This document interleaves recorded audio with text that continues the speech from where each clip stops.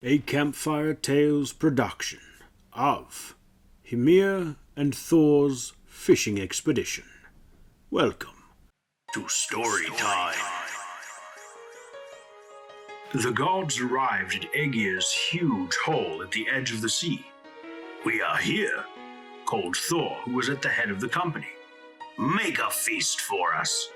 Aegir was the greatest of the sea giants. His wife was Ran, into whose net those who drown at sea are gathered. His 9 daughters are the waves of the sea. Aegir had no desire to feed the gods, but he also had no wish to fight them. He looked Thor in the eye and said, "I will make a banquet, and it will be the finest feast that any of you will ever have attended. My servant Fimfang will serve each of you diligently, bringing you as much food as your bellies can hold, as much ale as you can drink. I have only one condition. I will throw the feast, but you must first bring me a cauldron big enough to brew ale for all of you. There are so many of you, and your appetites are huge." Aegir knew well that the gods had no such cauldron, and without the cauldron, he did not have to give the feast. Thor asked the other gods for advice, but each god he asked was of the opinion that such a cauldron did not exist. Finally, he asked Tyr, god of battle, god of war. Tyr scratched his chin with his left hand, which was his only hand. "On the edge of the world sea lives the giant King Hmir. He owns a cauldron 3 miles deep. It's the biggest cauldron there's ever been. Can you be sure?" asked Thor. Tyr nodded. "Hymir's my stepfather.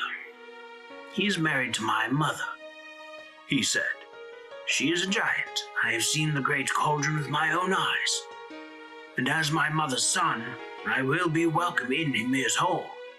Tyr and Thor climbed into Thor's chariot, pulled by the goats Snarl and Grinder. And swiftly they traveled to Hymir's enormous fortress.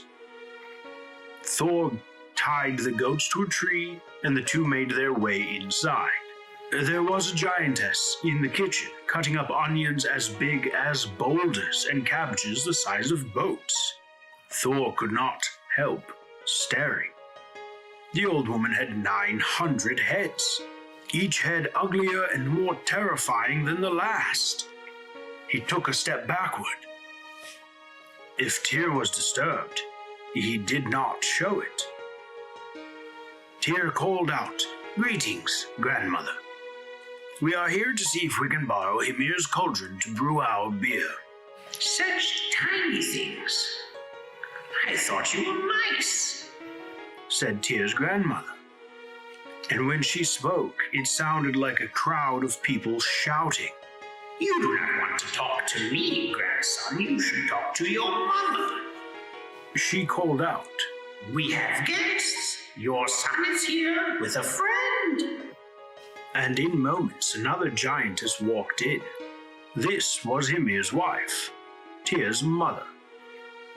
She was dressed in golden cloth, and she was as beautiful as her mother-in-law was alarming. She carried 2 of the tiniest giant thimbles, which she had filled with beer. Thor and Tyr gripped the thimbles, which were the size of buckets, and they drank the beer with enthusiasm. It was excellent beer. The giantess asked Thor his name. Thor was about to tell her, but before he could speak, Tyr said, "His name is Vior, mother. He's my friend, and an enemy of the enemies of Hymir and the giants." They heard a distant rumble, like thunder on the peaks or mountains crumbling, or huge waves crashing to shore, and the earth shook with each rumble. "My husband is coming home," said the giantess. I hear his gentle footsteps in the distance. The rumbling became more distinct and seemed to be coming rapidly closer. My husband is often bad-tempered when he gets home, wrathful and grim of mind. He treats his guests badly. The giantess warned them. Why don't you get under that kettle and stay there until he's cheerful enough for you to come out? She hid them beneath the kettle on the floor of the kitchen. It was dark under there. The ground shook, a door slammed, and Thor and Tyr knew that Hymir must be home. They heard the giantess tell her husband that they had guests, her son and a friend, and that he had to be on his best behavior as a gracious host and not kill them. Why? The giant's voice was loud and petulant. The little one is our son, Tyr. You remember him. The big one's name is Hmir. Be nice to him. Thor? Thor our enemy? Thor, who has killed more giants than anyone else, even other giants. Thor, whom I have sworn to slay if ever I encounter him. Thor the... Hmir, said his wife, calming him down. Not Thor, Hmir. He's our son's friend and an enemy of our enemies, so you have to be nice to him. I am grim of mind and wrathful of spirit, and I have no desire to be nice to anyone, said a huge, rumbling giant's voice. Where are they hiding? Oh, just behind that beam over there, said his wife. Thor and Tyr heard a crash as the beam she had pointed to was smashed and broken. This was followed by another series of crashes, as one after another all the kettles in the kitchen were knocked down from the ceiling and destroyed. Are you finished breaking things? Asked Tyr's mother. I suppose so, said Hymir's voice grudgingly. Then look under that kettle, she said, the one on the floor that you didn't destroy. The kettle, beneath which Tyr and Thor were hidden, was lifted, and they found themselves staring up at an enormous face, its features twisted into a sulky scowl. This, Thor knew, was Hmir, the giant king. His beard was like a forest of ice-covered trees in midwinter, his eyebrows like a field of thistles, his breath as rank and foul as a midden in a bog. Hello, Tyr, said Hmir without enthusiasm. Hello, father, said Tyr, with, if possible, even less pleasure. You will join us as guests at dinner, said Hmir. He clapped his hands. The door of the hall opened and a giant ox was led in, its coat shining, its eyes bright, its horns sharp. It was followed by another, even more beautiful than the last ox, even finer than the first two. These are the most excellent oxen in existence, so much bigger and fatter than the beasts of Midgard or Asgard.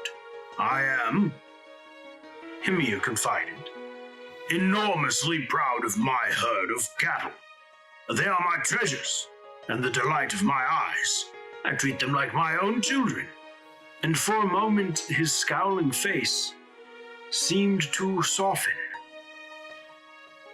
The grandmother with 900 heads killed each ox, skinned it, and tossed it into an enormous cooking pot. The pot boiled and bubbled over a fire which hissed and spat, and she stirred it with a spoon as big as an oak tree. She sang quietly to herself as she cooked, in a voice like 1,000 old women all singing at the tops of their voices at once. Soon enough, the food was ready. You are the guests here. Do not stand on ceremony.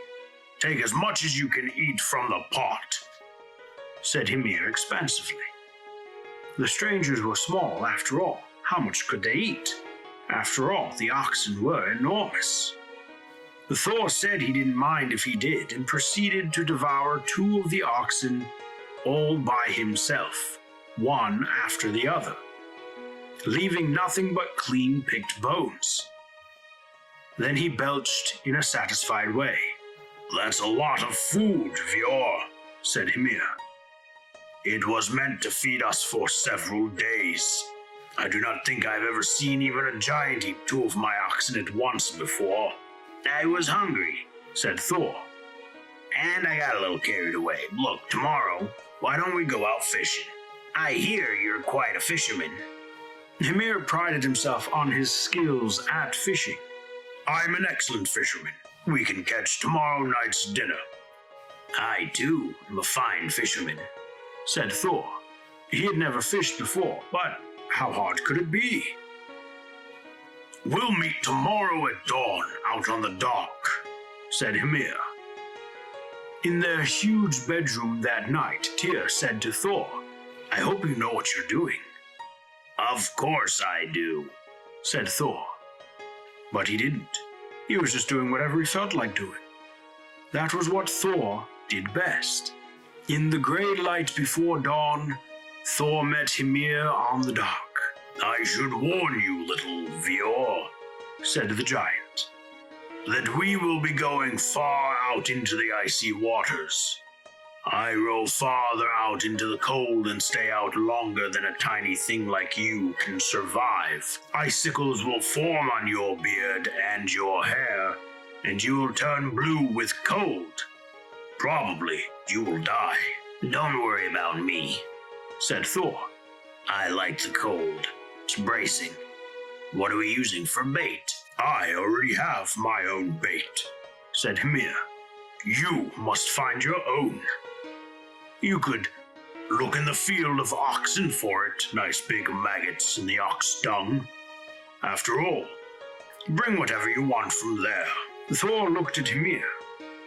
He thought about hitting Hymir with his hammer, but then he would never get the cauldron, not without a fight. He walked back up the shore. In the meadow was Hymir's herd of beautiful oxen. There were giant patties of dung on the ground, with a huge maggots writhing and burrowing in them. But Thor avoided all of them.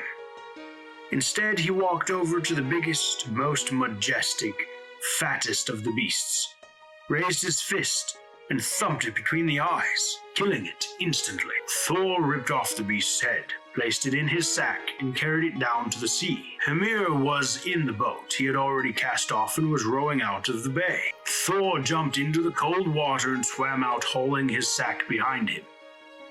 He grabbed the back of the boat with numb fingers, then hauled himself on board, dripping with seawater, ice crusting his red beard. "Ah," said Thor. "That was fun. Nothing to wake you up on a cold morning like a good swim." Hymir said nothing. Thor took the other set of oars and they began to row together. Soon enough, the land was gone and they were alone on the waters of the northern sea. The ocean was gray, the waves were choppy and high, and the wind and the seagulls screamed. Hymir stopped rowing. "We will fish here," he said. "Here?" asked Thor. "We've hardly gone out into the sea at all." And he picked up the oars and began single-handedly to row them into deeper waters. The boat flew across the waves. "Stop!" boomed Hymir. "These waters are dangerous. This is where Jormungr, the Midgard serpent, is to be found." Thor stopped rowing. Hymir took 2 large fish from the bottom of the boat. He gutted them with his sharp bait knife, tossed the guts into the sea, and then impaled the fish on the hooks of his line. Hymir dropped his baited fish line. He waited until the line jerked and twitched in his hand, and then he hauled up the line. 2 monstrous whales hung from it, the hugest whales that Thor had ever seen. Hymir grinned with pride. "Not bad," said Thor. He pulled the head of the ox from his sack. When Hymir saw the dead eyes of his favorite ox, his face froze. "I got bait," said Thor helpfully. "From the ox field, like you said." Expressions of shock, of horror, and of anger chased each other across Hymir's huge face. But he said nothing. Thor took Hymir's fishing line rammed the ox's head onto the hook, and threw the line and the head into the ocean. He felt it sink to the bottom. He waited. "Fishing," he said to Hymir. "I suppose it must all be about learning patience. It's a bit dull, isn't it? I wonder what I'm going to catch for our dinner." And that was when the sea erupted. Jormungr, the Midgard serpent, had bitten down on the huge ox head, and the hook had dug deep into the roof of its mouth. The serpent writhed in the water, trying to free itself. Thor held on to the line. "It's going to drag us under," boomed Hymir in horror. "Let go of the line!" Thor shook his head. He strained against the fishing line, determined to hold on. The thunder god slammed his feet through the bottom of the boat, and he used the sea bottom to brace himself. And he began to haul Jormungr up on board. The serpent spat gouts of black poison towards them. Thor ducked, and the poison missed him. He continued to pull. "It's the Midgard serpent, you fool!" shouted Hymir. "Let go of the line, we'll both die!" Thor said nothing. Just hauled the line in hand over hand, his eyes fixed on his enemy. "I will kill you," he whispered to the serpent beneath the roar of the waves and the howl of the wind and the thrashing and screaming of the beast. "Or you will kill me. This I swear." He said it beneath his breath, but he could have sworn that the Midgard serpent heard him. It fixed him with its eyes, and the next gout of poison came so close to Thor that he could taste it on the ocean air. The poison sprayed his shoulder and it burned where it touched. Thor simply laughed and hauled again. Somewhere, it seemed to Thor, in the distance, Hymir was babbling and grumbling and shouting about the monstrous serpent, and about the sea rushing into the rowing boat through the holes in the bottom, and about how they would both die out here in the cold, cold ocean, so far from dry land. Thor did not care about any of this. He was fighting the serpent, playing it, letting it exhaust itself thrashing and pulling. Thor began to pull the fishing line back onto the boat. The Midgard serpent's head was almost within striking distance. Thor reached down without glancing away, and his fingers closed around the haft of his hammer. He knew just where the head of the hammer would need to strike to kill the serpent. One more heave on the fishing line, and Hymir's bait knife flashed, and the line was cut. Jormungr the serpent reared up high above the boat, then tumbled back into the sea. Thor threw his hammer at it, but the monster was already gone, vanished into the cold, gray waters. The hammer returned, and Thor caught it. He turned his attention back to the sinking fishing boat. Hmir was desperately bailing the water from the bottom. Hmir bailed the water, and Thor rowed the boat back to shore. The two whales that Hmir had caught earlier at the prow of the boat made the rowing harder than it normally would have been. "There's the shore," gasped Hmir, "but my home is still many miles distant." "We could make land here," said Thor. "Only if you are willing to carry the boat and me and the two whales I caught all the way to my hole," said Hmir, exhausted. All right." Thor jumped over the side of the fishing boat. A few moments later, Hmir felt the boat rising into the air. Thor was carrying them on his back. Boat, oars, Hmir, and whales, carrying them along the shingle at the edge of the sea. When they reached Hymir's hole, Thor lowered the boat to the ground. "There, I brought you home, as you requested. Now I need a favor from you in return," said Thor. "What is it?" asked Hymir.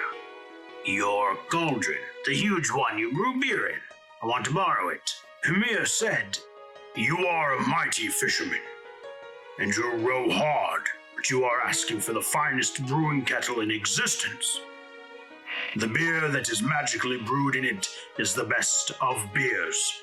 I will only lend it to someone who can break the cup I drink from. That doesn't sound very hard, said Thor. They ate roast whale meat for dinner that night in a hall filled with many-headed giants. All of them shouting and happy, and most of them drunk. After they had eaten, Hymir drained the last of the beer from his drinking cup and called for silence. Then he handed the cup to Thor. Smash it. Smash this cup, and the cauldron in which I brew my beer is yours as gift to you. Fail and you die. Thor nodded. The giants stopped their joking and their songs. They watched him warily. Hymir's fortress was built of stone. Thor took the drinking cup, hefted it in both hands, then threw it with all his might against one of the granite pillars that held up the roof of the banqueting hall. There was an ear-splitting crash, and the air was filled with blinding dust. When the dust settled, Hymir got up and walked over to what was left of the granite pillar. The cup had gone through first one pillar, then another, breaking them into tiny fragments of stone. In the rubble of the third pillar was the drinking cup, a little dusty but quite undamaged. Hymir held his drinking cup above his head, and the giants cheered and laughed and made faces at Thor with all their heads, along with crude gestures. Hymir sat down at the table once more. See, he said to Thor, I didn't think you were strong enough to break my cup. He held up the cup, and his wife poured beer into it. Hymir slurped the beer. Best beer you will ever taste, he said. Here, wife, pour more beer for your son and for his friend Vior. Let them taste the best beer there is, and be sad that they will not be taking my cauldron home with them, and that they will never again taste beer this good. Also, they will be sad that I need to kill Vior. Now, for my cup remains unbroken. Thor sat at the table beside Tyr and picked up a lump of charred whale meat and chewed it resentfully. The giants were raucous and loud, and now were ignoring him. Tyr's mother leaned over to fill Thor's cup with beer. You know, she said quietly, my husband has a very hard head. He's stubborn and thick-skulled. They say the same of me, said Thor. No, she said as if she were talking to a small child. He has a very hard head. Hard enough to break even the toughest of cups. Thor drained his beer. It really was the best beer he had ever tasted. He stood up and walked over to Hmir. Can I try again? He asked. The giants in the hall all laughed at this, and none of them laughed louder than Hymir. Of course you can, he said. Thor picked up the drinking cup. He faced the stone wall, hefted the cup once, twice, then turned swiftly on his heel and smashed the cup down on Hymir's forehead. Fragments of the cup fell, one by one, onto Hymir's lap.